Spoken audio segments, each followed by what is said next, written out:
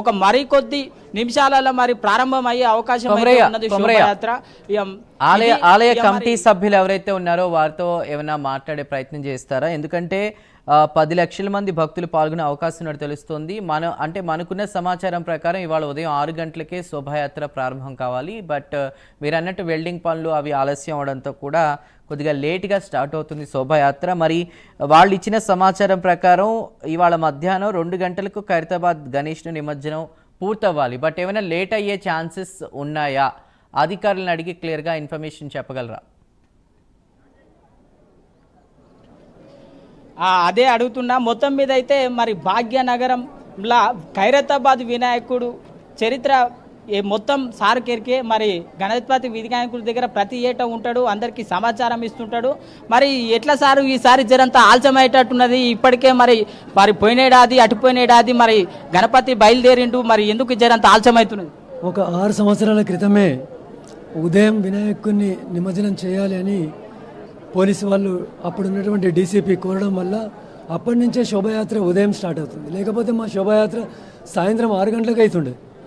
అప్పుడు ఒక 38 గంటలు 40 గంటల తర్వాతనే నిమజ్జనం అవుతుండే.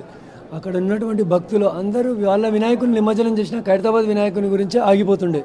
అప్పుడు మొత్తం ఆ సరౌండింగ్ మొత్తం ట్రాఫిక్ జామ్ అవ్వడం వల్ల డీసీపీ కోరిండు. అప్పటి నుంచే ఉదయం నిమజ్జనం చేయాలి అని గణేశోత్సవ కమిటీ నిశ్చయించుకొని అప్పటి నుంచి ఉదయమే చేస్తున్నాం. ఈసారి కొద్దిగా ఆలస్యమైంది. పోలీసు వాళ్ళు మినిట్ టు మినిట్ ప్రోగ్రామ్ అని ఒకటి తీసుకుంటారు. 1 గంట ఆలస్యమైన నెక్స్ట్ గంటని కవర్ చేయడానికి వాళ్ళ దగ్గర ఒక ప్లాన్ ఉంటుంది. ఆ ప్లాన్ ప్రకారం మధ్యాహ్నం 1 నుంచి 2 గంటల మధ్య ఖచ్చితంగా నిమజ్జనం పూర్తి అవ్వడానికి అన్ని ఏర్పాట్లు వాళ్ళు చేసుకుంటారు. అయితే ముఖ్యంగా ఈరోజు మరి నిన్న ముఖ్యమంత్రి సీఎం రేవంత్ రెడ్డి సార్ గుట్టొచ్చిండు, ఎంతోమంది ఎమ్మెల్యేలు వచ్చిరు, మంత్రులు గుట్టొచ్చిరు.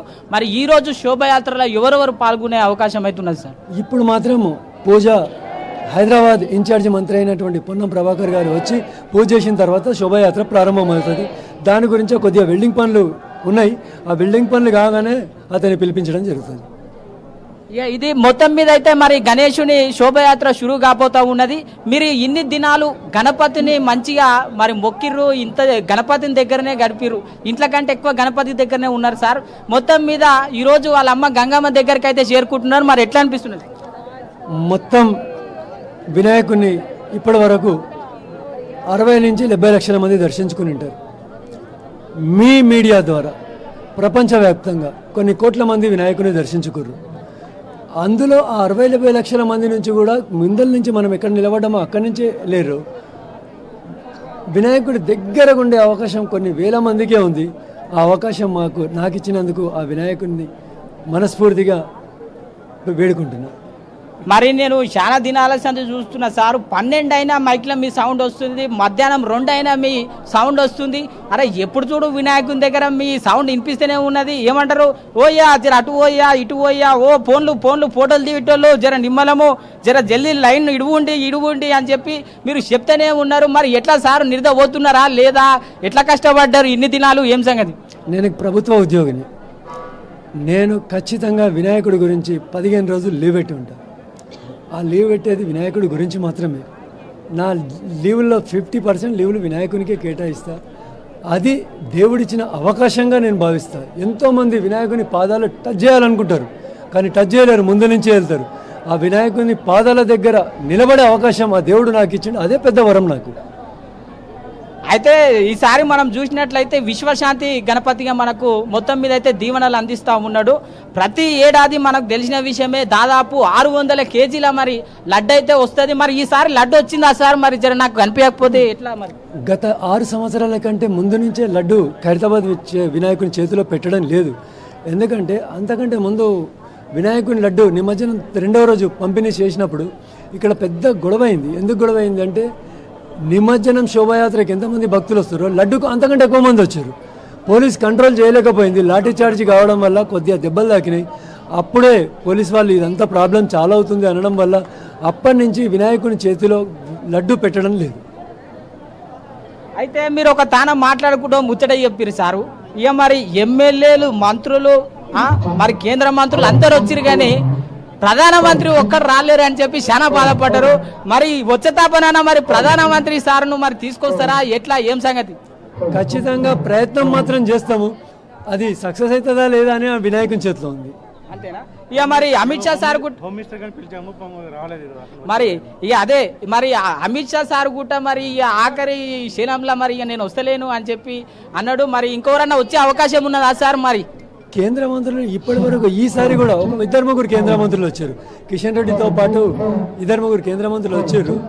కేంద్ర మంత్రులు అమిత్ షా కూడా వస్తున్నాడని తెలియగానే భాగ్యనగర్ గణేష్ ఉత్సవ కమిటీ ప్రధాన కార్యదర్శి అయినటువంటి శశిధర్ గారికి నేను ఫోన్ చేయడం జరిగింది. అన్న ఎప్పుడైతే అమిత్ షా వస్తాడో అతను అన్నాడు 12 గంటలకు దిగుతాడు అనగానే నేను చెప్పిన 12 గంటలకు దిగితే 1-1:30 వరకు ఖైరతాబాద్ గణేశుడు నిమజ్జనం కాదు, ఈ వచ్చి ఒకసారి దర్శనం చేసుకోమని శశిధర్ గారికి నేను విజ్ఞప్తి చేయడం జరిగింది. ఇక ఇది మొత్తం మీద ఉన్నటువంటి సమాచారం. అయితే ఇక మనం మొత్తం మీద చూస్తున్నాం ఖైరతాబాద్ వినాయకునికి అయితే మరి హారతి అయితే ఇస్తా ఉన్నారు. జర్రసేపట్ల మరి శోభయాత్ర షురు అయ్యే అవకాశం అయితే ఉన్నది. ఎంతో మంది భక్తులు మరి శ్రద్ధతోని ఆ హారతి స్వీకరిస్తున్నారు. మనం కూడా చూస్తా ఉన్నాము. ఇక పోలీస్ సార్ కూడా మరి ఎన్నో ఇన్స్ట్రక్షన్స్ అయితే ఇస్తా ఉన్నాడు. గణపతి దగ్గర ఉన్న వాళ్ళందరినీ మరి దూరం జరుపుతా ఉన్నారు. మరి ఆలయ కమిటీ మెంబర్స్ కూడా మరి అందరూ గణేశుని దగ్గరికి అయితే చేరుకున్నారు.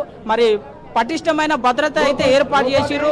మరి తాళ్ళుగుట్ట ఏర్పాటు చేసిరు. అందరినీ దూరం జరుపుతా ఉన్నారు. మరికొద్ది క్షణాల్లో గణపతి మరి శోభయాత్ర అయితే ప్రారంభం కాబోతా ఉన్నది. లక్షలాది మంది ప్రజలు మరి వేల మంది ఎదురు చూస్తా ఉన్నారు.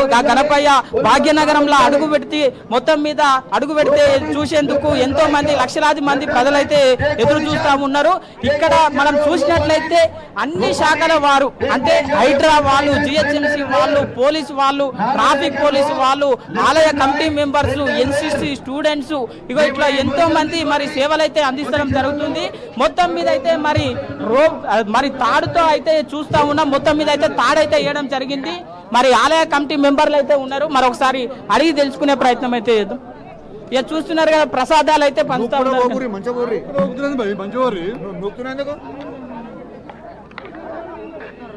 ఇక చూస్తా ఉన్నాం. ఇప్పుడే పూజ జరిగింది. ఆ ప్రసాదాన్ని కూడా మరి అందరికీ పంచుతా ఉన్నాడు.